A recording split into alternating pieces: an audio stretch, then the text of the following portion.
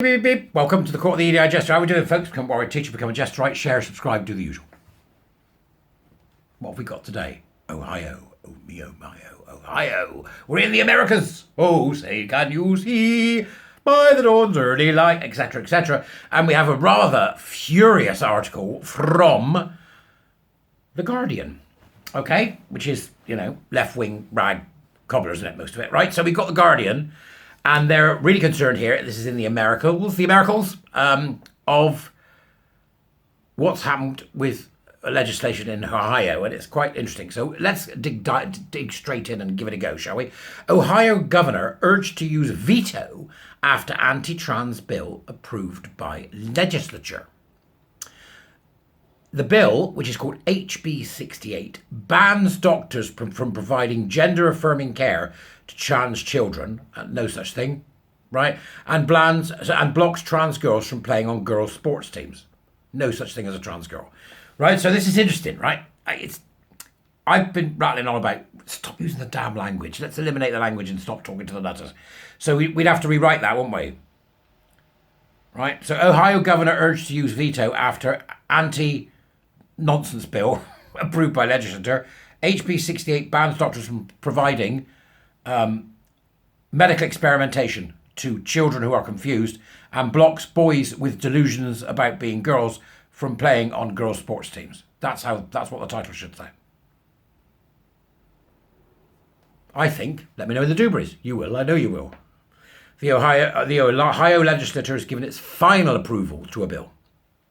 So it's the final approval. That's in the bill. The bill's looking like it's going through.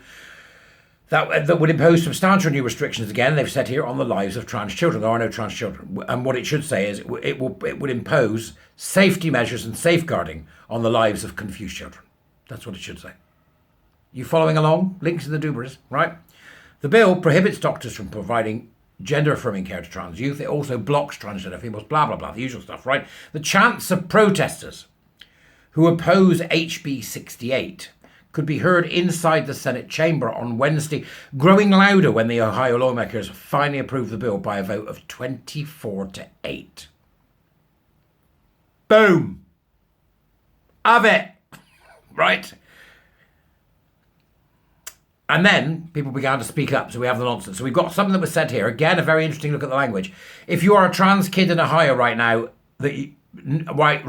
know that you are seen, you are heard, and I personally apologise for this, said Senator Bill DeMora, a Democrat and an idiot, speaking on the chamber floor just before the bill's passage.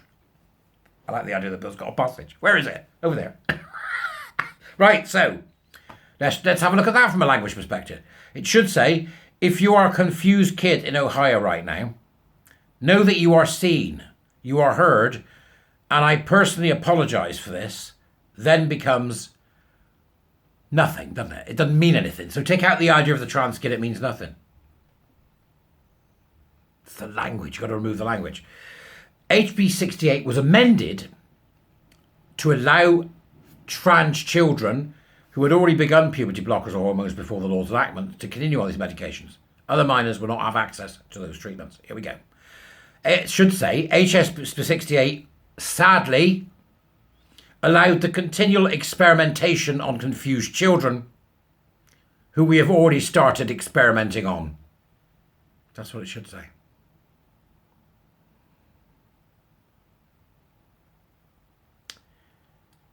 We will not experiment on any more children. That should be the final line. When you see it like that, when you see it with the reality of the actuality of the situation, I think it makes it a much stronger thing. But of course, The Guardian wouldn't do that. The Ohio House approved the amended version of HB 68 late on Wednesday. The bill now heads to the desk of Ohio's Governor Mike DeWine, a Republican with a mixed record on LGBTQ+, hands, knees and bumps and daisy rights. DeWine previously indicated that he would not support legislation that blocks trans women and girls from participating in female sports. He said, and this is an interesting one because there's always nuance to this stuff, isn't there? The issue is best addressed outside of government through individual sports leagues and athletic associations, including the Ohio High School Athletic Association, the government said in a 2021 statement. That same year, DeWine signed a state. Oh, that's nice. DeWine signed a state budget containing language that allowed Ohio medical providers to refuse to provide care to LGBTQ plus patients on the basis of the clinician's moral, ethical, or religious beliefs. Absolutely. Here we go. Right. LGBTQ plus is not about people. It is a dangerous belief system. So it's the belief system that's the problem, right? That people have got caught in the cult. Yeah, the LGBTQ cult. Don't look at me so shocked. Civil rights advocates in Ohio urge the governor to veto HB 68. The state government is essentially telling us that they know better than parents and doctors. Well, they certainly know better than activist doctors and trans parents. Why wouldn't they know better than them? The trans, the gay away parents, we know better than them, you're damn right. The doctors that think it's okay to do this, we know better than them too. I'm just a nobody and I know better than them.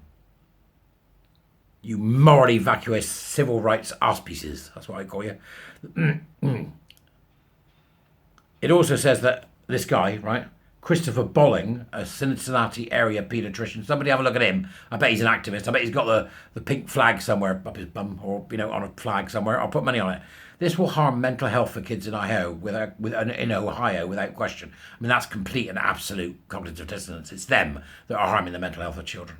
It is this nonsense that is harming the mental health of children. It's telling children they can be a gender they choose is harming children. It's telling children that they can fix their physical body to help their mental image of themselves. It is a destructive cult.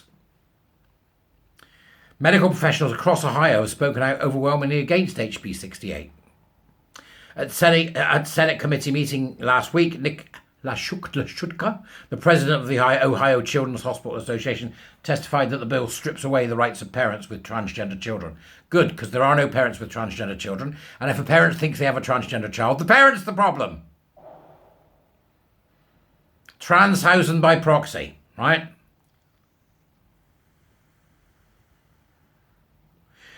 Ohio hospitals do not offer gender-affirming care to young parents without the consent of a parent or guardian. So we can change that to Ohio hospitals do not offer made-up care to young patients without the consent of a parent or guardian. Kids can't even get an appointment, any kind of appointment, at any clinic or children's hospital in Ohio without a parent's permission, he told The Guardian. The coalition of protesters at the State House included LGBTQ plus advocates and the parents of transgender children, two groups that have fought HB 68 since its inception in January. Again, more to the article there. It's time to eradicate the language. It's time to stop talking in their language. There is no such thing as gender-affirming care. It is just simply experimentation on children or adults.